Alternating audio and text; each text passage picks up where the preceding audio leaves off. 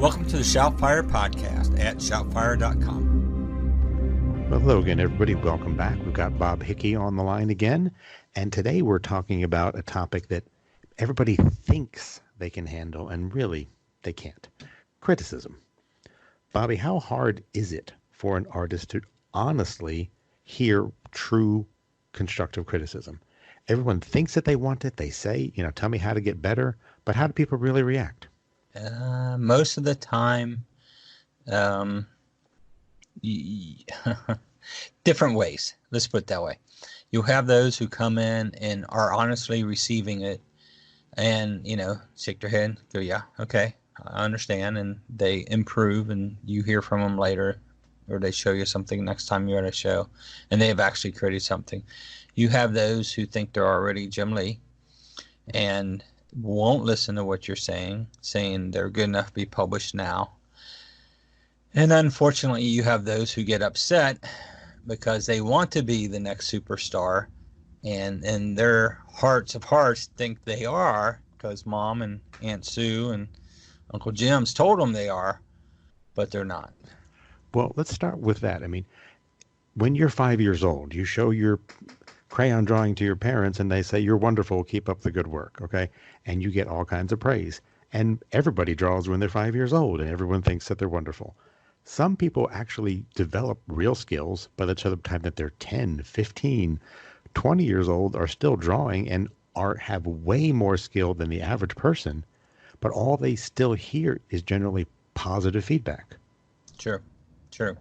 And that's why those artists, they're willing to grow, they need to go out to the shows or set up portfolio reviews online with other creators who's willing to do those and grow. That's going to be part of ShoutFyre in a way. I'm not a big fan of doing portfolio reviews. I've had too many people get upset, and at the end of the day, to me, it's a negativeness on myself and on the business I'm representing.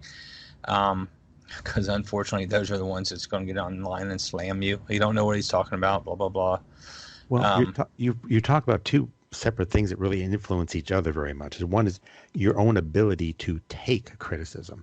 Yes. Because when you are really invested in something, you put in time and effort and you believe in your work, you don't have to be ridiculously vain and think that you're perfect to have a hard time accepting criticism.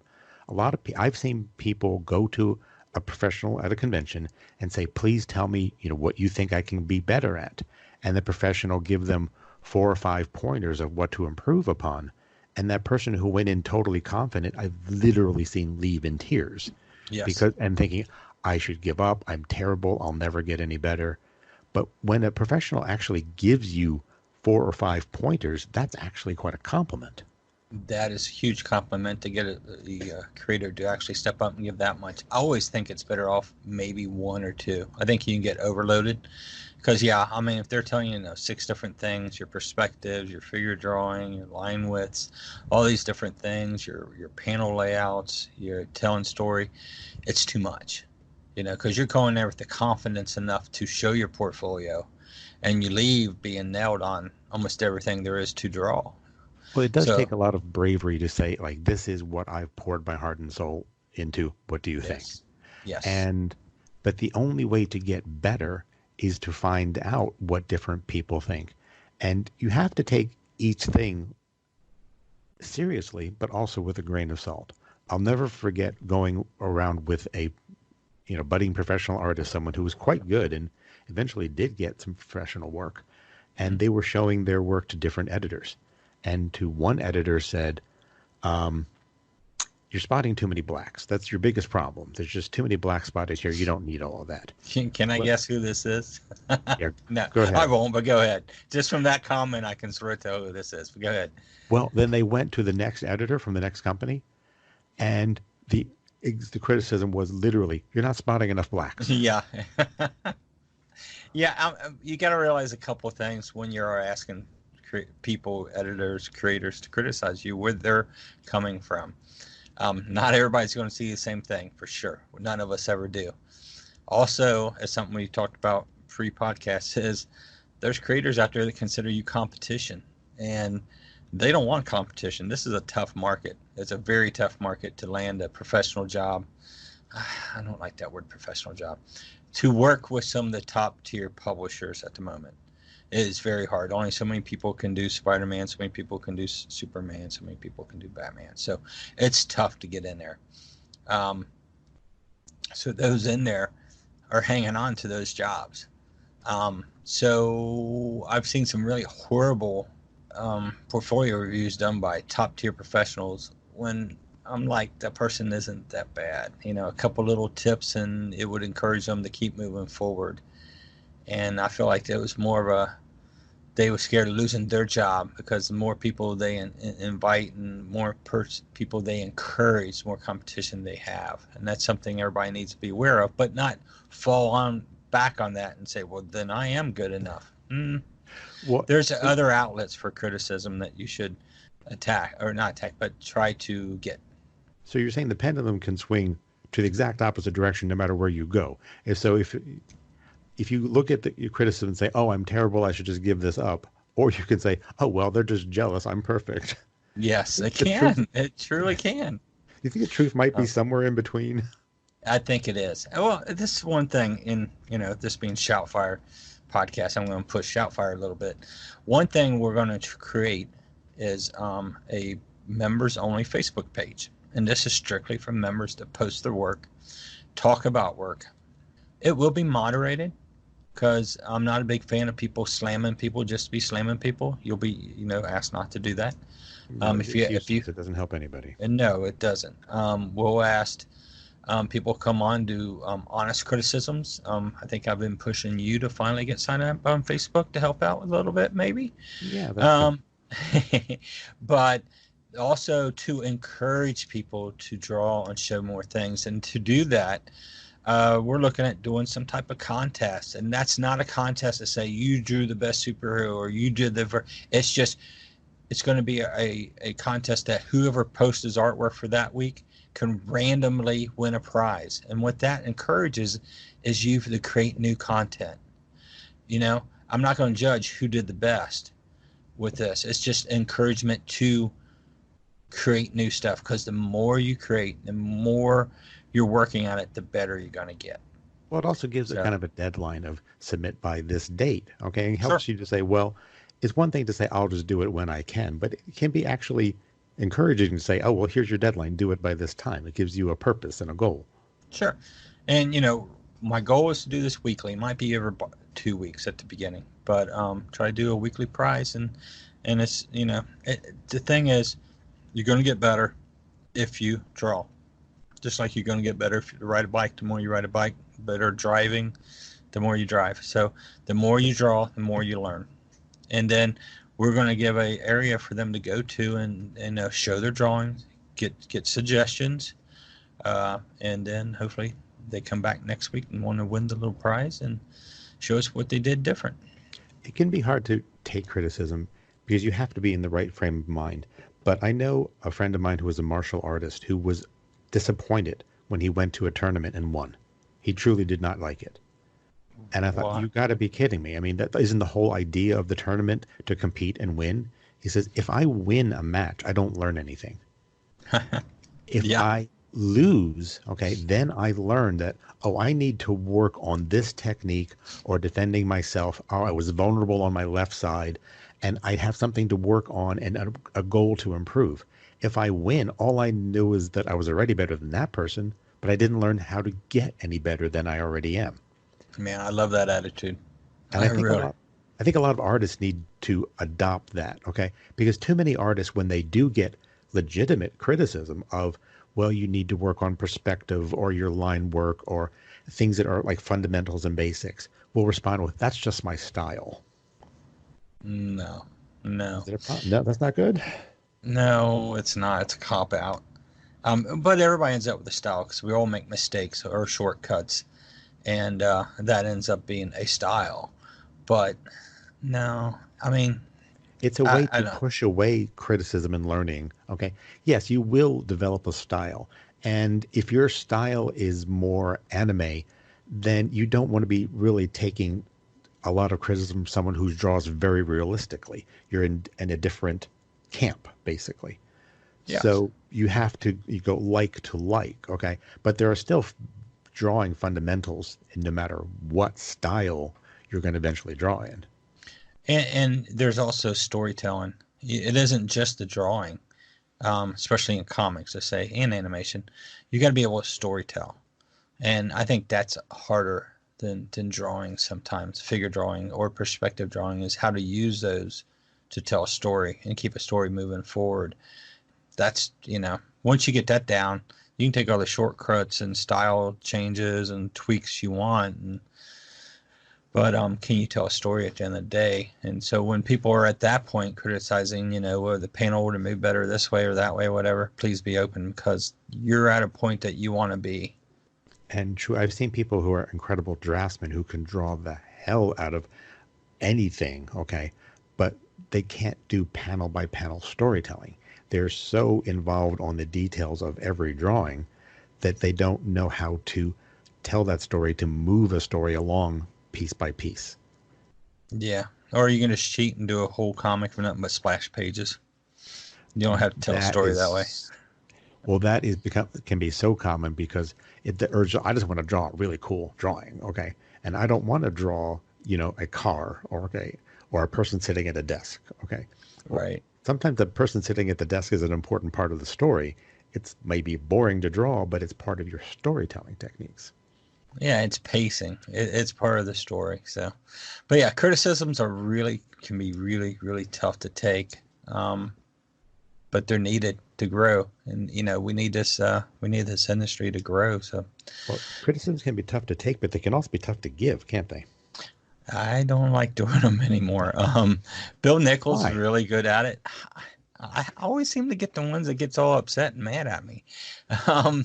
That's hard to deal with because you're really not trying to put someone down, but some people, even I said before, they're eager to get feedback, but then they really are crushed by it because they think, oh, I've wasted all this time. But if you go to someone who's competent in giving feedback and criticism, and they just tell you, hey, nice drawing, keep up the good work, you're basically talking to the 5-year-old with the crayon drawing who says, well, I know you've got potential, keep on working, come back later and I can give you some specifics when you get a little better. Yeah, so the more specific criticism you get, you have to take that as a compliment. I've done that in the past where you really didn't want to tear somebody up and criticize totally. And, you just go, yeah, it's pretty good. Keep it up. But those are the ones who come back next year with the exact same portfolio pieces and don't do anything during the year that they were gone. And you start recognizing these pieces and you're going, didn't I see that? Okay, yeah. I remember that. Didn't I see that in Pittsburgh 2 years ago? Okay. Mm-hmm. So yeah, I mean, I've got the 2 suggestion rules, and I'll give them 2 suggestions on how to get better.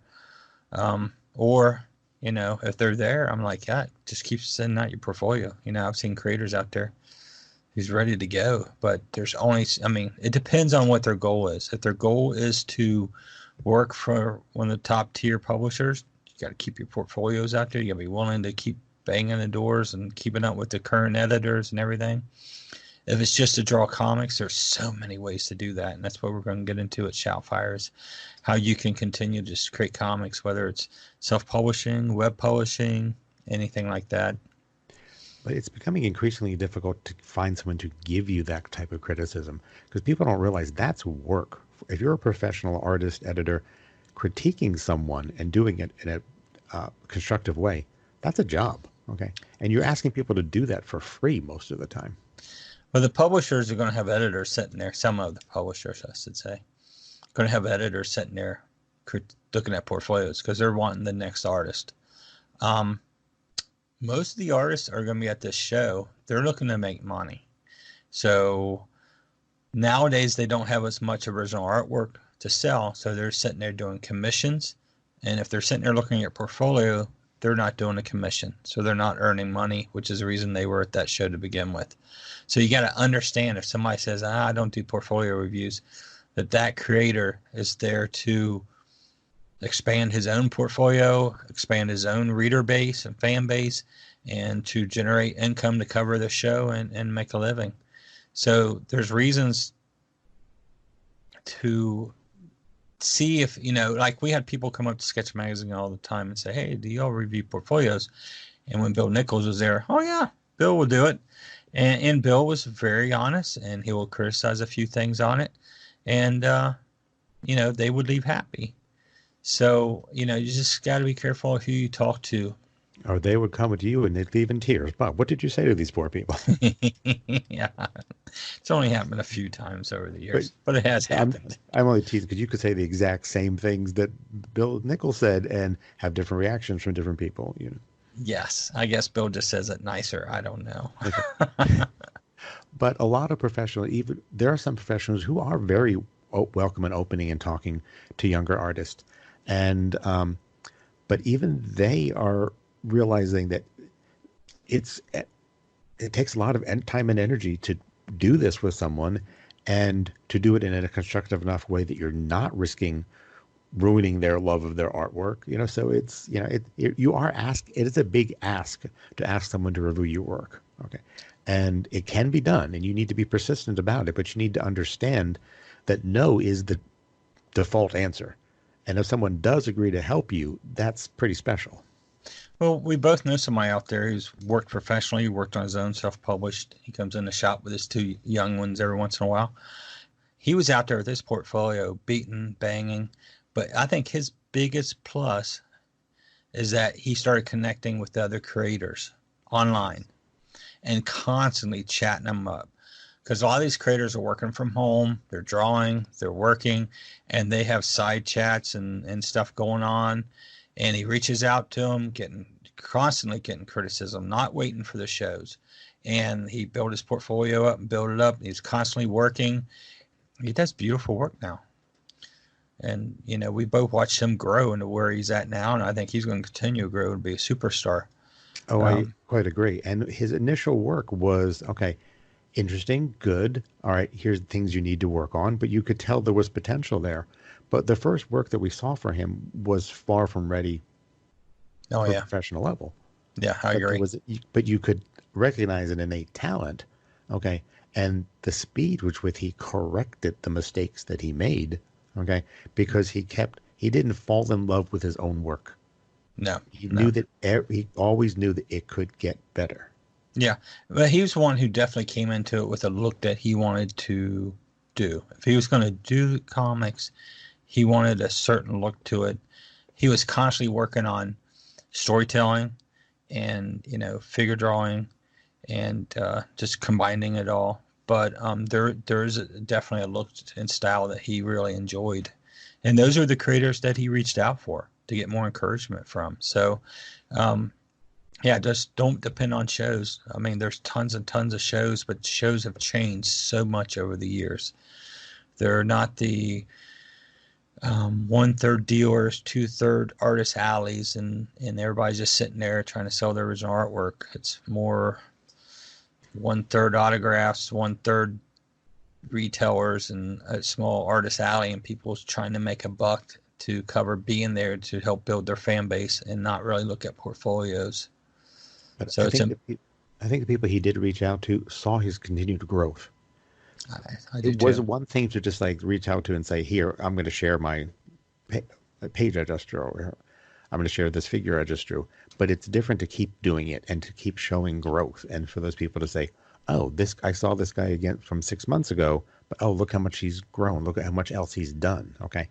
That's how you gain respect of professionals, and they're willing to give a little bit of their time to encourage you, to give you some good feedback. Oh, I agree. And he was constantly working. He's working all the time on it. So yeah, and that's what you got to do. Number one thing you can't stress that enough is to keep drawing. That you've got 1,000 bad drawings in you, get them out of the way. Yep. And every one you get a little bit better, and don't fall in love with your own style so much that you ignore your problems and how to get better. Yeah, I think if you work on anything, you should work on storytelling constantly. If we're working in this industry, it's going to be storytelling. So as you work on your storytelling, everything else is going to develop around you. That is very, very good advice, because I think people sometimes take it the other way. They want to work on their drawing skills alone and then think the storytelling will just take care of itself. Mm. And Yeah, it, go ahead. and it works better to say, let me keep telling stories. And then as you're doing it, your actual drawing improves. Oh, I agree. Yeah, I think if you start off trying to tell stories, not start off, but you gotta have the basics. But too many people go in there and just wants to draw a bunch of pretty pictures, and or do covers and all that, and it's just it's not realistic. You got to be a storyteller, and I mean that works in any sequential art that we're out here doing.